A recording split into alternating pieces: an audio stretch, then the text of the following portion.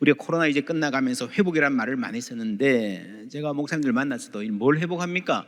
교회에 모이는 성도 숫자를 회복합니까? 예전에 밥 맛있게 먹었는데 또 밥을 먹어야 회복되는 겁니까? 우리가 어떤 회복을 꿈꾸고 움직여야 할까요? 성경은 처음부터 끝까지 회복의 이야기로 가득 차 있습니다. 예수님 부활하신 다음에 성천하시기 직전에 제자들이 물었습니다. 이스라엘 나라의 회복에 대해서. 그런데 그 회복은 주님께 맡기라, 하나님께 맡기라.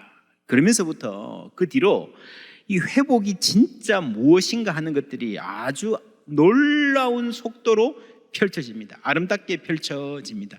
회복이 뭔지를 배워가는 그런 비전을 가져가는 게 사도행전이라 볼 수 있습니다. 그들이 그냥 고작해야 처음에 회복할 때는요, 과거의 어느 때입니다. 특별히 다윗 왕 때의 영광을 회복하면 좋겠다. 근데 여러분, 다윗 왕 때도 완벽한 때가 아니었거든요.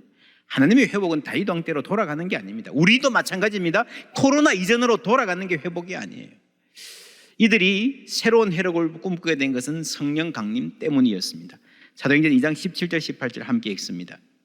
하나님이 말씀하시기를 말세에 내가 내 영을 모든 육체에 부어주리니 너희의 자녀들은 예언할 것이요 너희의 젊은이들은 환상을 보고 너희의 늙은이들은 꿈을 꾸리라.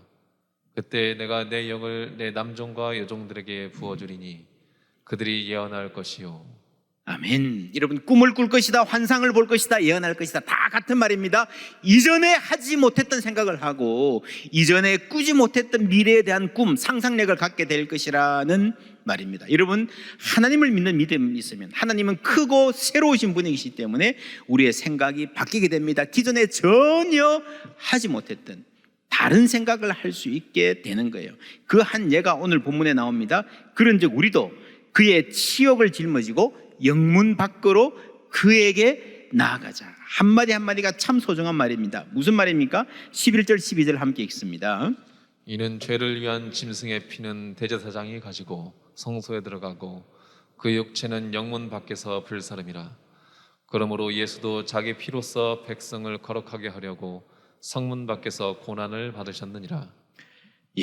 여러분, 제사는요, 이스라엘 신앙의 핵심이었고 사회의 중심이었습니다. 그래서 제사가 일어나는 곳, 그 성전이 세계의 중심이고 예루살렘 성은 거룩한 성이라 했습니다.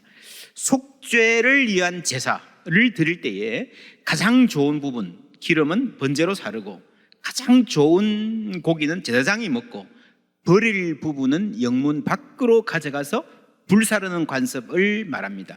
이 그림에서 중심은 성전에서 드려지는 제사죠. 거기에 모든 관심이 집중됩니다. 그리고 나머지 영문 밖에서 불태우는 것은 별로 중요하지 않은 것, 부끄러운 것, 치욕스러운 부분입니다.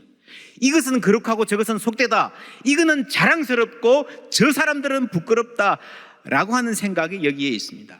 그렇게 공부해서 백성을 제대로 보살피겠는가? 여러분, 우리 역사에서 오랫동안 백정을 무시했습니다. 백정을 무시할 거면 고기를 먹지 말든지 아예 채식주의 하든지 아니면 소, 돼지 나를 위해서 잡아주던 백정들에게 고마워하든지 둘 중에 하나 하는 게 사리에 맞지 않습니까? 오늘 말씀은 영문 밖에서 일어나는 일, 그 고기의 짐승의 나머지 부분을 태우는 일, 그게 쓰레기 처리가 아니고 그것도 제사다라는 거예요. 와우, 놀랍습니까? 아니, 그 정도가 아니고 히브리서가 하는 말은 영문 밖에서 일어나는 이 일이 진짜 제사다. 예수님이 영문 밖에서 십자가에 못 박히셨잖아. 그러면 저 성전의 중심에서 하는 제사는요, 그냥 그림자일 뿐이라는 거죠. 그 자체로는 생명이 없고 별 의미 없는 것이다. 여러분, 우리가 여기에 영구한 도성이 없다, 하늘을 말할 때에, 여러분, 하늘이라는 것은요, 하늘이 우리한테 임하면 이 세상이 그대로 있고 플러스 알파로 하늘, 천국의 소망을 가지는 게 아니고, 여러분, 하늘이 이 땅에 임하면요, 이 땅의 질서가, 이 땅에 대한 이해가 바뀔 수밖에 없는 거예요. 우리의 모든 고정관념이 흔들리고 재편성될 수밖에 없다는 겁니다. 예수님이 돌아가실 때에 성전의 휘장이 찢어졌다라는 말이 바로 그 말이에요. 우리가 여기에는 영구한 도성이 없음으로 하는 말을, 메시지라는 성경은요, This insider world, 인사들의 세계, 기득권자들의 세계, is not our home, 우리의 진정한 고향이 아니다. 우리가 사모해야 될 곳이 아니라는 거죠. 영문 밖으로 나아가자라는 말은 자발적으로 아웃사이더의 길을 가신 예수님을 본받아 살으라는 말입니다. 오늘 우리가 교회에서 임직식을 하는데 교회 장로가 되고 안수집사가 되고 권사가 되는 일이 교회의 인사이드가 되는 일이다 생각하면요, 그것은 예수님이 가신 길과 완전히 반대로 가는 겁니다. 예수님은 자발적으로 아웃사이더의 길로 가신 분입니다. 최근에 나의 해방 일지라는 드라마가 화제다 그래서 요즘 세상을 이해하려면 보셔야 됩니다. 그래서 저도 한 2회 정도, 1.5회 정도 본 것 같아요. 앞부분만 봐도 아주 분위기가 아주 생각할 점이 많았습니다. 경기도에서 서울로 출근 퇴근하는 젊은이들의 좌절, 애환, 한숨을 아주 뼈아프게 잘 그렸습니다. 그 드라마를 보고 제가 처음 드는 생각이요, 그 우울한 주인공들의 표정을 보고 처음 드는 생각이, 우리 젊을 때 유명한 캐릭터 있었습니다. 캔디 생각나십니까? 외로워도 슬퍼도 나는 안 울어. 이 빨강머리 앤도 비슷해요. 고아예요. 가진 것도 없어요. 그런데도 밝고 씩씩하게 살아가는 이 캐릭터가 한국 사회의 지난 수십 년간의 대표적인 캐릭터였습니다. 이 드라마에 나오는 주인공들은요, 앤이나 캔디에 비하면 괜찮아요. 대학도 나왔고 직장도 있고 부모도 있고요, 건강하고요, 외모도 그렇게 빠지지 않습니다. 그런데 그렇게 우울하고 절망적이에요. 우리 시대의 자화상인가? 우리들의 캔디는 어디로 갔나?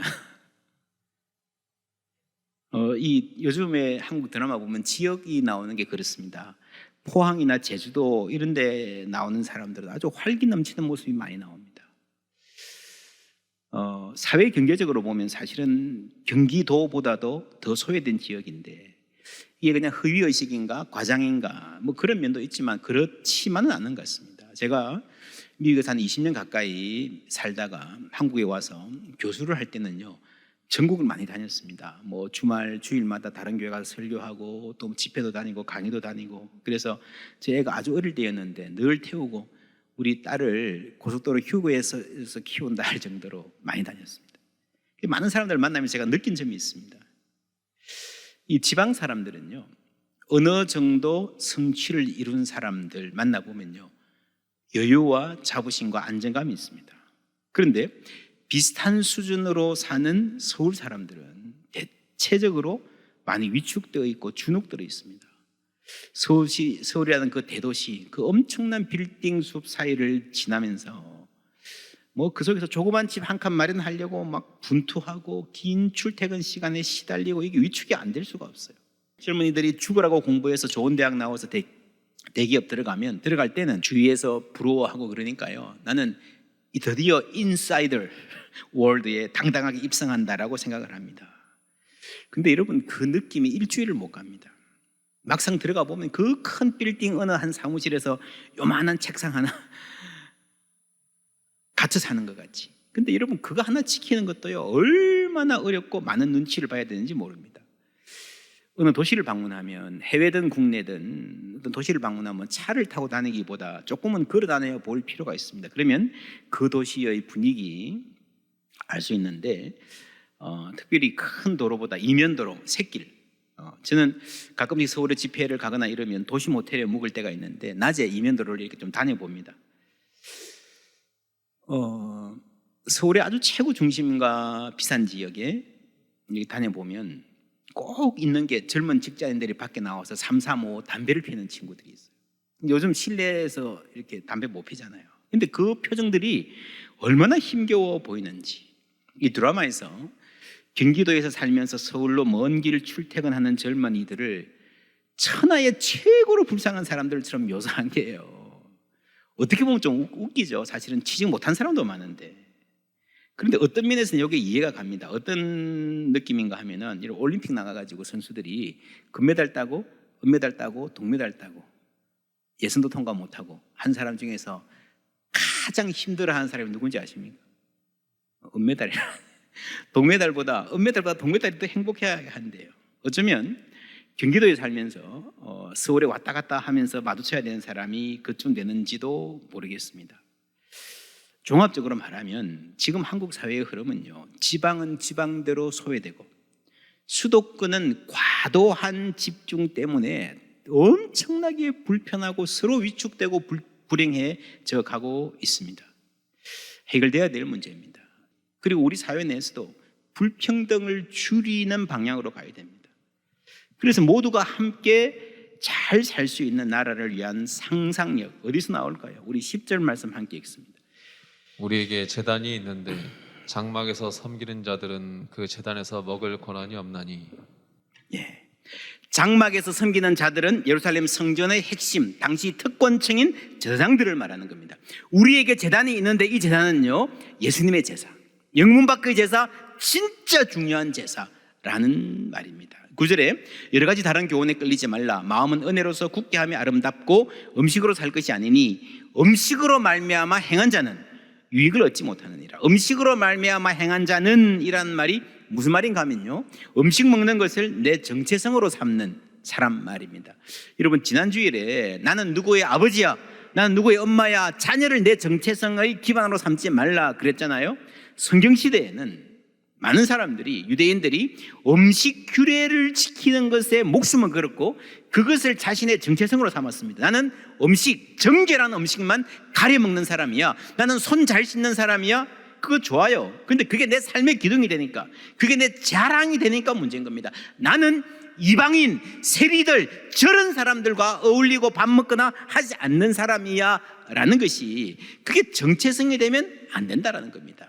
여러분, 이게 정체성 정치라는 말도 있어요. 복잡한 말이지만 간단하게 말하면 좋은 일을 하는데 자기들끼리 똘똘 뭉쳐가지고 우리는 이런 사람이야 그러면서 자기들만의 의를 쌓아가는 걸 정체성 정치라고 그럽니다. 거기서 차별과 배제가 시작되는 거예요. 여러분, 차별은요, 특히 종교에서의 차별은요, 그 종교가 현실을 변화시킬 수 있는 능력이 없음을 자인하는 것입니다. 여러분, 예수님이 계실 때 많은 사람들이, 대부분 사람들은 나병 환자 가까이 오지 마라 그랬습니다. 오지 마, 저리 가.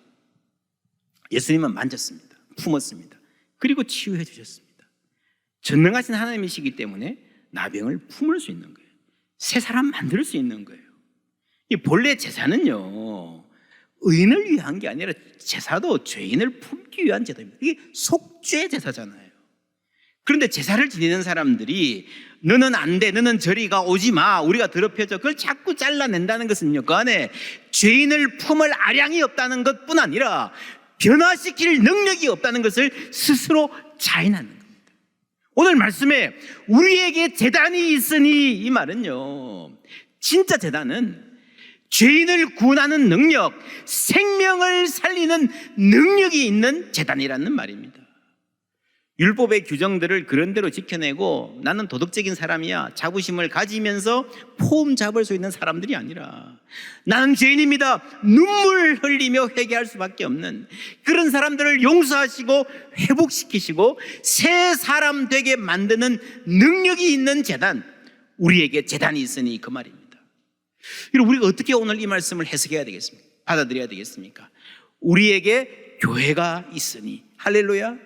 그 능력이 교회 안에 있어야 되는 거예요.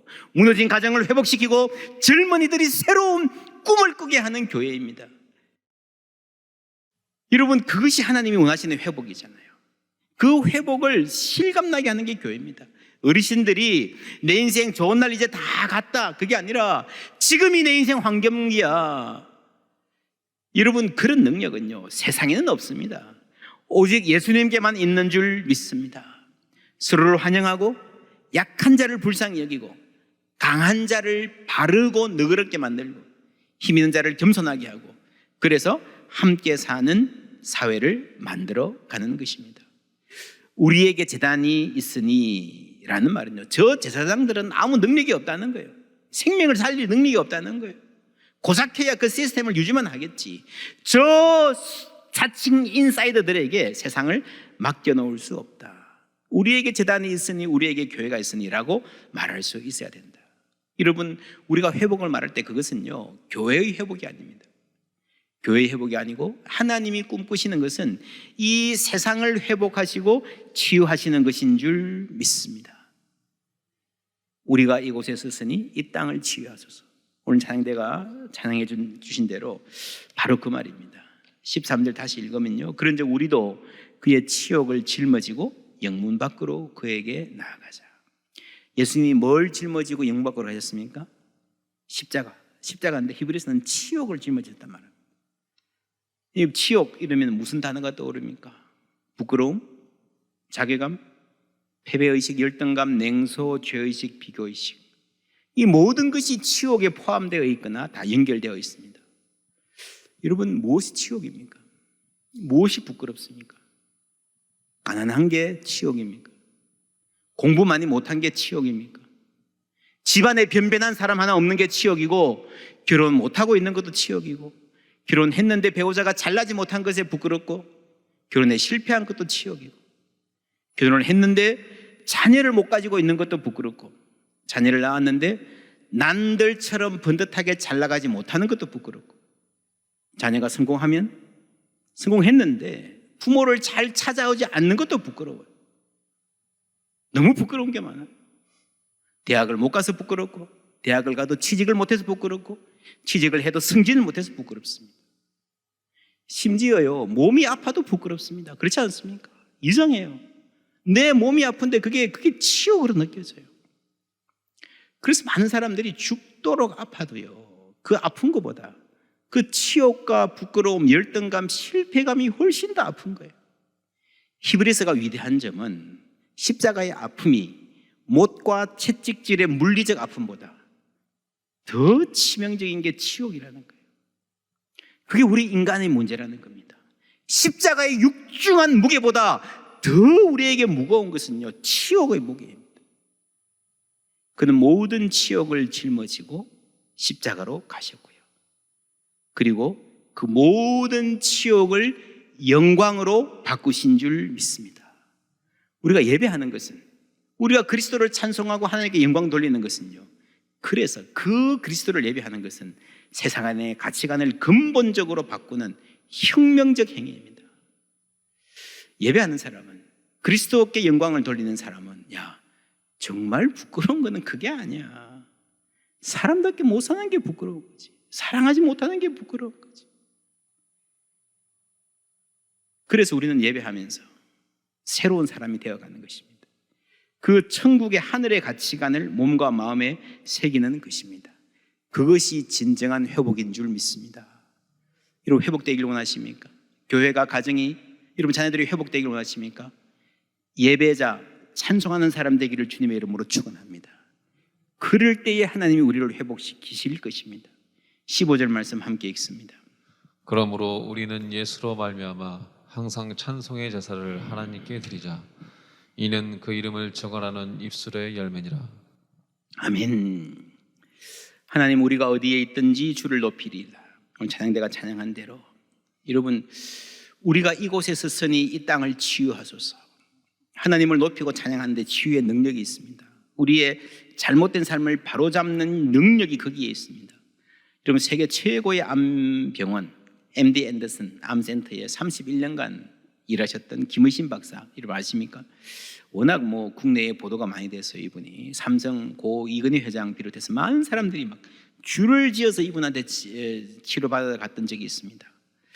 이분이 이제 유력 일간지에 실은 글이 있습니다. 그 한 꼭지 제가 읽겠습니다. 우리 몸에서 암세포를 잡아먹는 대표적인 면역세포가 자연살해세포, Natural Killer Cell, NK.